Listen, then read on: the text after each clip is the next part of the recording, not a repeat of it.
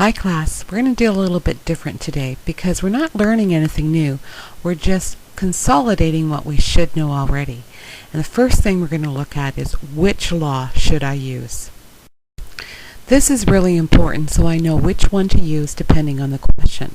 So for review, I know I have the sine law or the cosine law if I don't have a right angle triangle. Now in the sine law, I need to know a side and an angle directly across from it, or two angles and one side. If I have two angles, remember, I can always get the third. Now for the cosine law, I can either have all three sides, or I can have two sides and the angle that they include or hold together, that Pac-Man kind of situation. So now what we're going to do is we're going to play a little game. So to start, each one of you should have a whiteboard and a marker. What you're going to do is you're going to write sine or cos, depending on what you can use for the triangle to solve. So are you ready? Is the following sine or cos?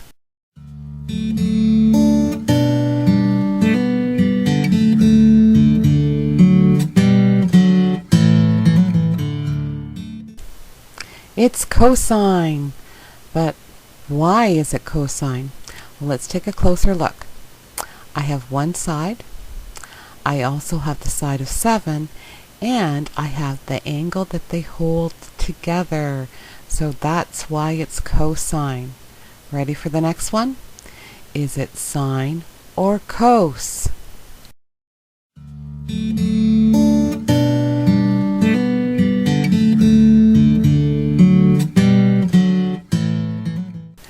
This time it's sine.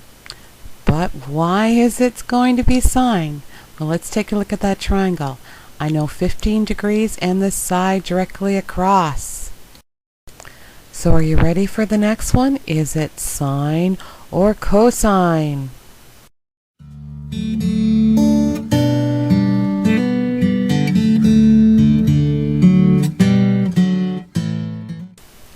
It is sine. But again, why is it sine?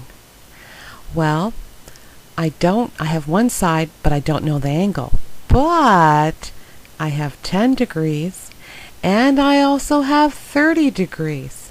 So if I take those two together, and I add them to get 40, you know what? I can get that third angle. That third angle is going to be 180 minus 40. It's 120. Are you ready for the next one? Is it sine or cosine?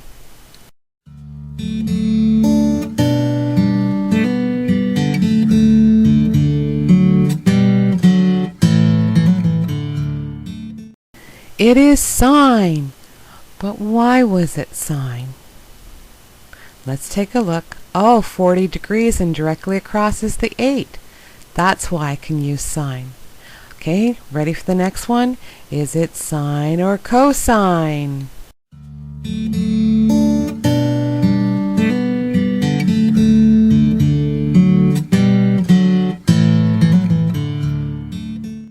It is cosine. But why is it cosine? Well, this one's a little different. I know three sides, so the only formula I have, three sides, is going to be the cosine in order to find an angle. So here's the next one. Is it sine or cosine?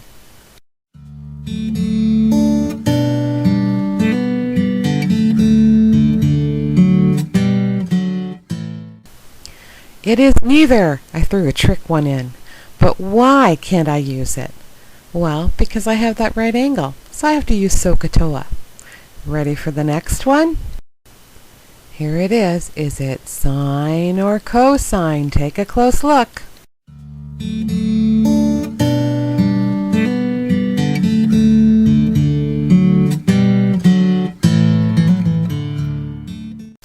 It is sine.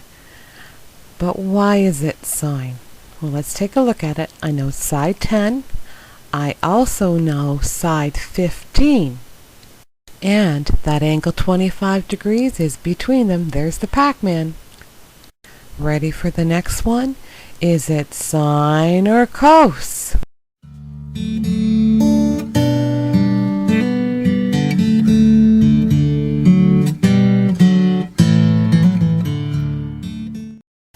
It was cosine.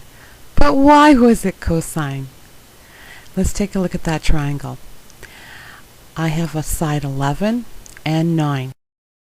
They've given me no angles, but look at those little ticks. The one that's at 9 and the one that's on the other side. That means that this is an isosceles triangle. So that means that other side is 9 as well. So really what I have is 3 sides. So that would mean it was cosine. Okay, let's try another one. Is it sine or cosine?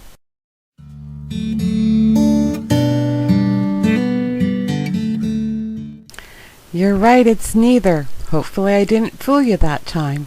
Remember, you don't use them when you have a right angle triangle. Okay, this is the last one. Is it sine or cosine?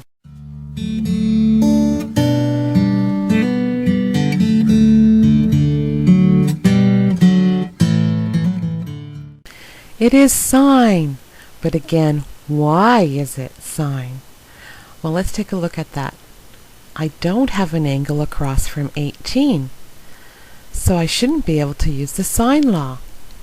But let's look a little closer. I have 10 degrees, and on the other side I have that 20 degrees.